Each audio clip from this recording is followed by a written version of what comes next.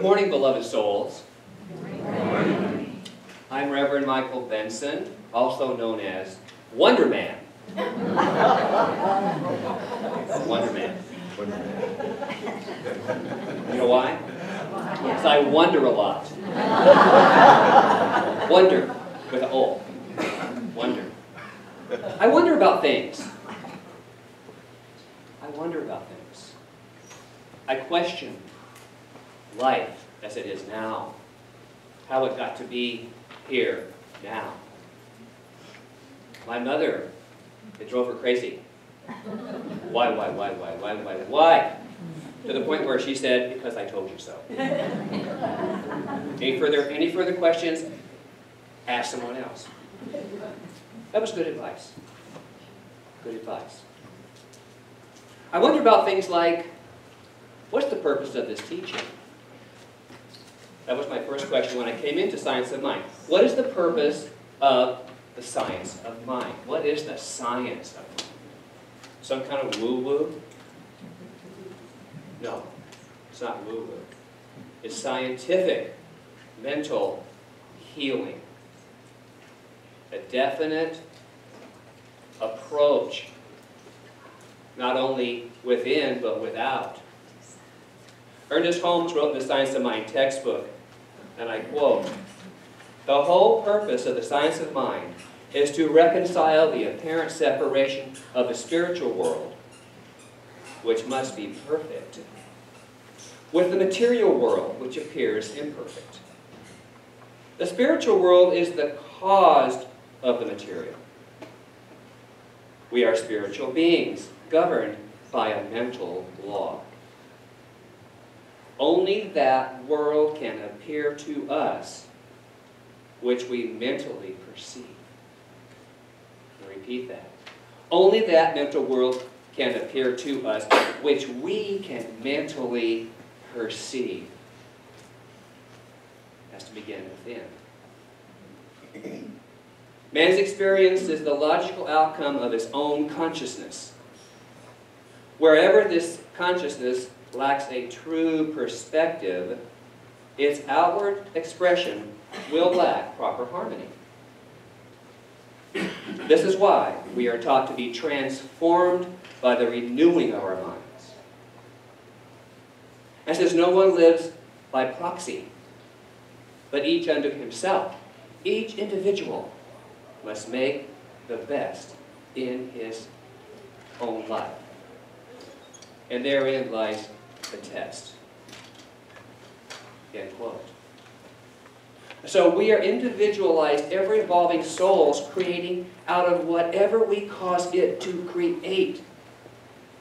You're creating right now. Whatever you're thinking about me, what are you creating? You might be thinking about your morning before you got here. What? So I'm always mindful of what I'm thinking, what I'm creating, what I'm putting into the law of mind to manifest for me what I've been thinking, what I've been knowing, what I've been believing.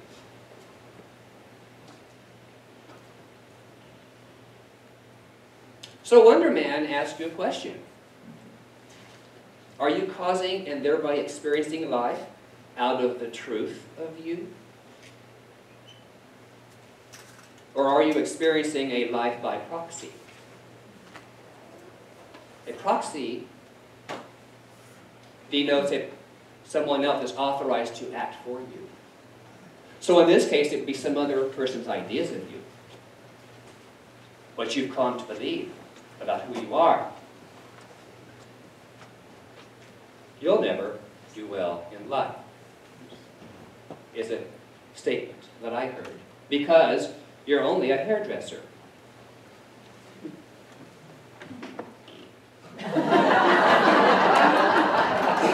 Well, I wanted to go to college because I thought I should, so I did for about 2 semesters, which I'm grateful I did, because it really clarified for me the path I needed to go at that time, which was hairdressing. And I say it's the foundation for ministry for me, because It's interacting with people, listening, caring, showing compassion, and in the end, hopefully, there is beauty as a result.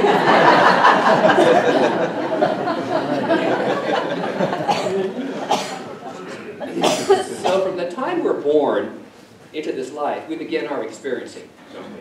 Little kids. They're like little sponges, little mental sponges. Title sponge. There's a sweet girl up there. We absorb everything around us. We have no filters. Not yet. And we have no boundaries. Yet. So no wonder we often wonder where that came from in our lives. It may have come from that time in our lives when we had no filters, no boundaries. We just sucked it up, took it in, made it our own. The idea or a behavioral response or even a mannerism. I don't know how many were here when I spoke and my infant picture was on the screen. I remember for the first time standing here going, look! And I looked at same hand gestures.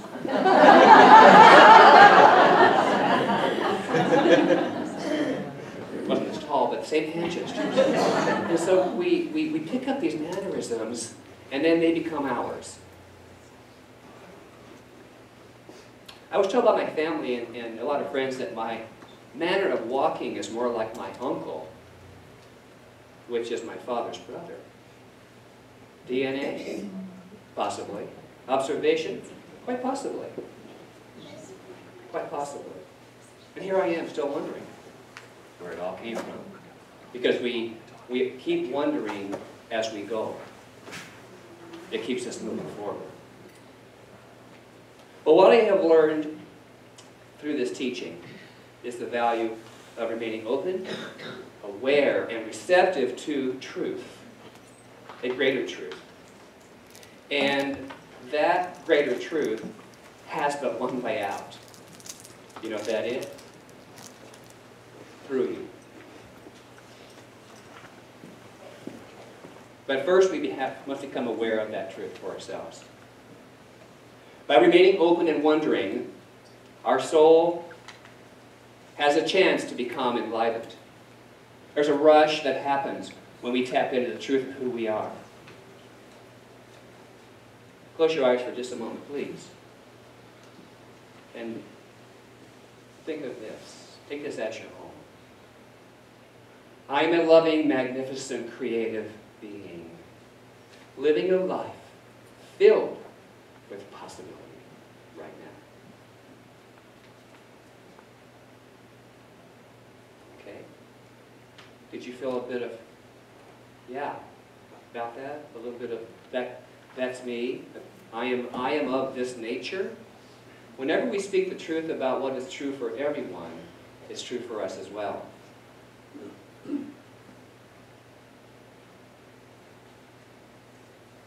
So by wondering, for me, it's inviting a revelation of the greater wisdom through the avenue of the consciousness where we are able to be transformed. That's our theme for this year, transformation. And haven't we transformed this year? Hasn't there been a lot of transformation in life for all of us? It's an opportunity to be healed from anything in our lives that limit or restrict. In the Bible, Romans 12:2, it says, "Be ye transformed by the renewing of your mind." By the renewing of your mind. Now, the metaphysical interpretation of that is, I'd like you to be mindful of what I'm going to tell you about what that means metaphysically, because Andy Tureen is teaching a class on the metaphysical Bible. Powerful, powerful. If you haven't taken that, do it for yourself. Be ye transformed by the renewing of your mind. So this is what the metaphysical is. The renewing of the mind is a scientific act. As a conscious thought pours truth into a subjective channel of creative energy, because that's what we're doing. We're pouring it into an activity level of consciousness.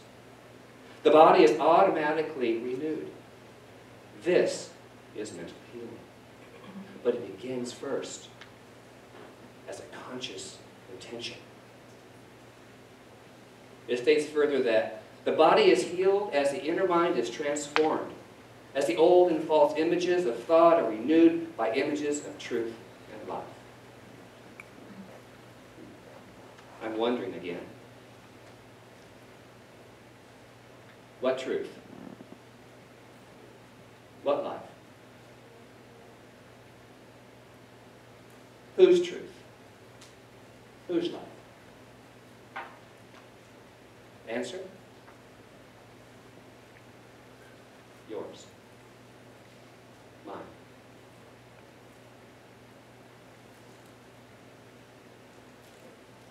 It's always about I.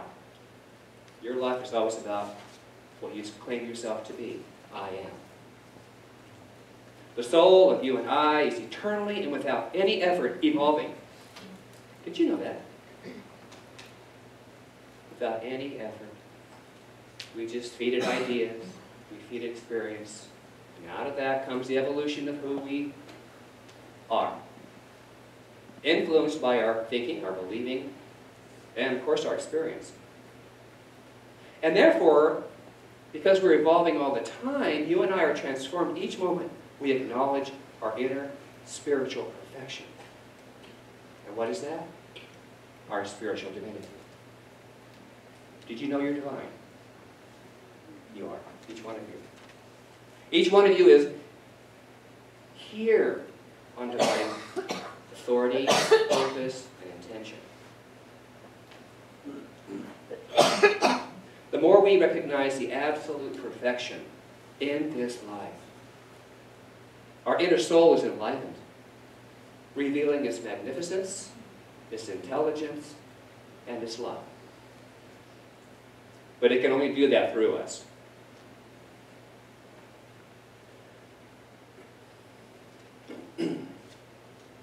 So, I move into a personal experience that has just been in my life for 41 years. My beloved Louie and I gathered things. Lots of things. Beautiful things. Lots of things. Big things, small things, little, long things, short things. Expensive things, crap, pardon me. But that's what I came to. And so, last week was his 3rd birthday in his new experience. It came right after a big sale happened at my home. I called it my living estate sale. Because some of us wait till we're not. And I thought about it, because it sure would have been easy to turn away from all of that on the inside of my home. But what I learned from that is love created all of that. And so my purpose, our purpose at the time we were creating all of that, was at some point to divest. We thought we'd do it together. Life had other plans. So I hired a professional. That was great. And I turned it over. It's like turning any situation over to Spirit. Turning it over to the greater authority of wisdom. So all of this happened within about 12 days. Within about 12 days. Reverend Kathy and I had our installation. Love. I was privileged to officiate the celebration of life for Robert O'Neill. Love. Monday, the sale started. And as that was coming into alignment, I had lots of fear. lots of resistance. And I said, how am I going to do this? Now, come on. Wonder Man. I was wondering again. I turned it over. I said, it's all good. I'm going to breathe into it. And it was a opening of such higher wisdom for me. I talk it, I've lived it. This was really living it for me. But the feeling I got from all of this was that first was relieved, which caused me to be open, and now quite peaceful. What I came to more fully embody is that there's a universal intelligence that fits the jigsaw pieces of life together perfectly. When we allow it. We must allow it. Get out of its way, trust in spirit, and let it happen. And let it happen. So I'm loving into the future, whatever's next. I mentioned earlier that music is a real, I'm kind of romantic with songs because it reminds me of things and people and places. And it takes me to a wonderful place. And one of my favorites is, because it's so colorful with all of its costumes, is La Cage aux Folles. Birdcage. Has anyone seen that? Yeah, what it is.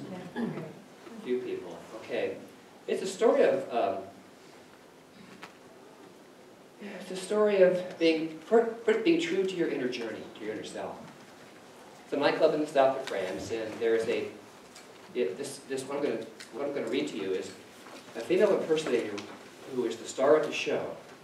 She's rising up out of a demeaning encounter. She's not diminished. And as she's transforming herself into the star of the show, this is the song that she sings. I will not sing it. We haven't rehearsed. But her name is Zaza in the show. So I invite you to listen carefully to the words as I read, I am what I am. I am what I am. I am my own special creation. So come take a look. Give me the hook or the ovation. It's my world that I want to take a little pride in. My world, and it's not a place to hide in.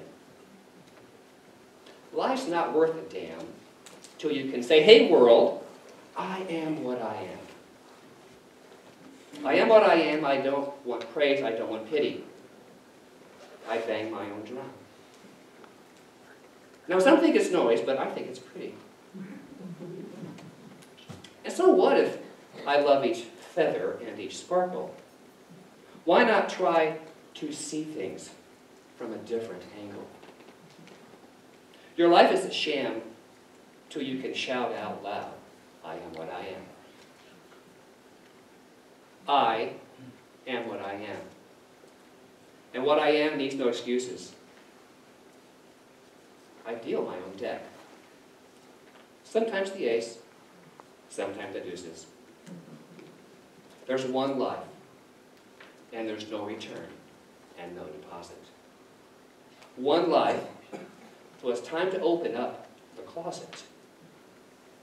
Life's not worth a damn till you can say, hey world, I am what I am. And what I am is spirit. What we are is spirit. And until we stand up and say, I am a spiritual being, and I stand in the presence of the one God. Fully, completely. There's a radiance within the soul that just jumps up and says, gotcha, gotcha. So spiritual beings, I've learned to open my heart and mind to wonder.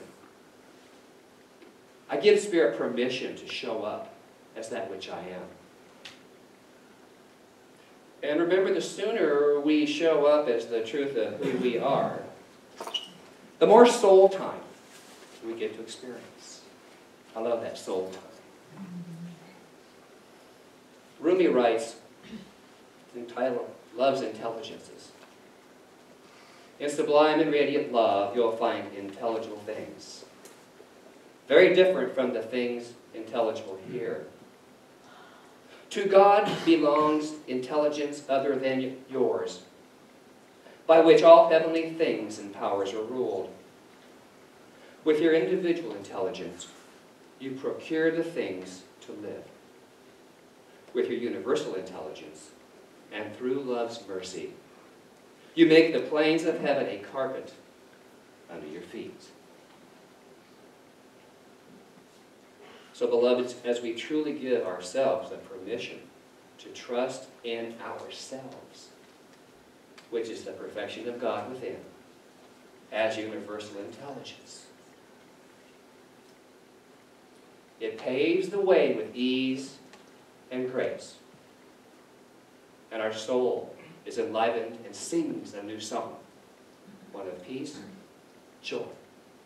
And on my #1 hit list, love. So I conclude with a toast to truth. I don't know if Stephen and Katrina is here today. But he provided this for me, and I think it's appropriate today. It's a metaphysical drinking song.